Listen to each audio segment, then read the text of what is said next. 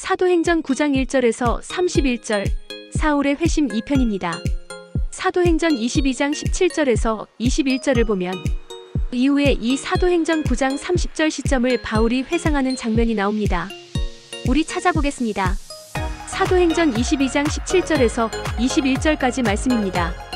사도행전 22장 17절에서 21절을 보시면 이후에 이 사도행전 9장 30절 시점을 바울이 회상하고 있습니다.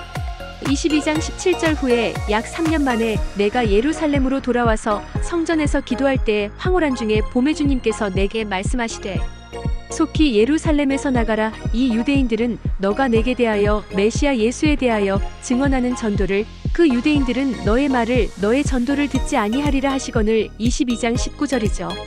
내가 말하기를 주님 내가 주를 믿는 사람들을 가두고 또 각 회당에서 때리고 또 주의 증인 스데반이 피를 흘릴 때 내가 곁에 서서 찬성하고 그 죽이는 사람들의 겉옷을 지킨 줄 그 유대인들도 다 아나이다. 그러니까 유대인들이 저의 말은 저의 전도는 듣지 않겠습니까? 라고 이제 이야기를 한 거죠. 그랬더니 예수님께서 말씀하시기를 21절 나더러 또 이르시되 강조 표시합니다. 떠나가라. 내가 너를 이 유대인이 아니라 저 멀리 이방인에게로 보내리라 하셨느니라. 이렇게 사울이 고향 다소로 낙향한 것은 표면적으로는 유대인들의 살해 위협을 피하기 위해서였지만 내면적으로는 하나님의 분명한 뜻이 있으셨던 것입니다. 하나님께서는 로마 제국을 두루다니며 이방인 선교의 초석을 놓을 바울을 하나님의 일꾼으로 성숙한 전도자로 준비시키실 시간이 필요하셨던 것입니다. 이때부터 바울은 안디옥 교회를 개척한 바나바가 찾아올 때까지 약 10년간 바로 이 고향 다소에서 하나님의 훈련과 연단을 받게 됩니다. 이제 사도행전 9장 31절입니다. 사도행전 9장 31절 그리하여 온 유대와 갈릴리와 사마리아 강조 표시합니다. 교회들이 이제 입장이 달라졌죠. 이제 박해가 잠시 멈추고 교회들이 평안하여 든든히 견고히 서가고 주를 경외함과 첫 번째로 교회가 든든하게 견고하게 서가기 위해서는 그 교회 구성원들이 하나님을 두려워해야 합니다. 하나님을 경외해야 합니다. 우리 포항주사랑 교회 모든 성도님들이 하나님을 무서워하고 하나님을 두려워해야 합니다. 그럴 때 우리 교회는 더 든든히 서갈 수 있는 것입니다. 그리고 이라고 표시합니다. 성령님의 위로로 진행하여 수가 더 많아지니라. 두 번째로 교회가 든든히 서가기 위해서는 성령님의 위로가 필요한데 본문에서는 성령님의 위로로 진행하여서 교인들의 수가 더 많아졌다라고 기술하고 있습니다.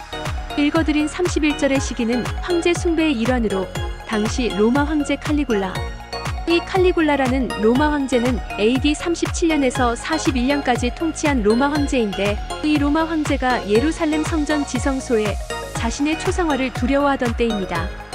따라서 사내들이는 이 일에 온통 관심을 두어서 초대교회 성도들을 조직적으로 탄압하지 못하게 되었던 것입니다. 역사의 통치자이신 하나님께서는 유대교의 대박해를 통해 성도들로 하여금 팔레스타인 각 지역으로 흩어져 전도자의 사명을 감당케 하셨고 또한 이때에는 로마 황제를 통해 잠시 유대교의 박해를 멈추게 하셔서 팔레스타인 각지에 설립된 교회들이 평안 가운데 견고하게 뿌리내리도록 도와주셨던 것입니다. 그래서 31절에 성령님의 위로가 바로 로마 황제를 통해 유대교의 혹독한 박해를 잠시 멈추게 하셔서 설립된 교회들이 내실을 기할 수 있도록 잠시 역사적 상황을 통해 교회 가운데 평안을 허락하신 하나님의 신비로운 섭리를 의미하는 것으로 해석할 수 있는 것입니다. 31절 성령님의 위로에 적습니다. 성령님의 위로에 하나님의 오묘한 섭리라고 부연 설명을 답니다.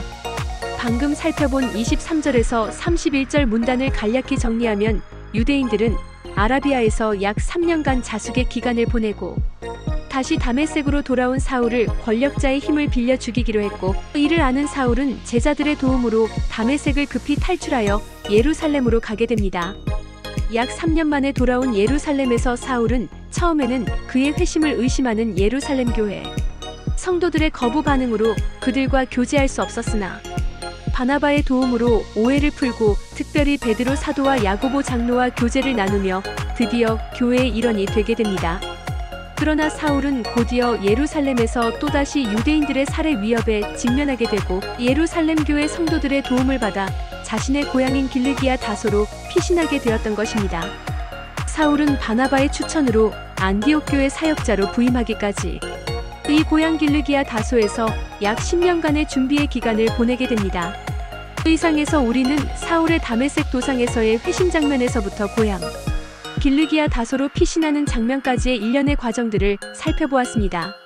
한 전도자의 변화와 성장 과정에 대해서, 그리고 인간 역사 배후에서 일하시는 하나님의 신비로운 섭리에 대해서 묵상해 보시기를 바랍니다.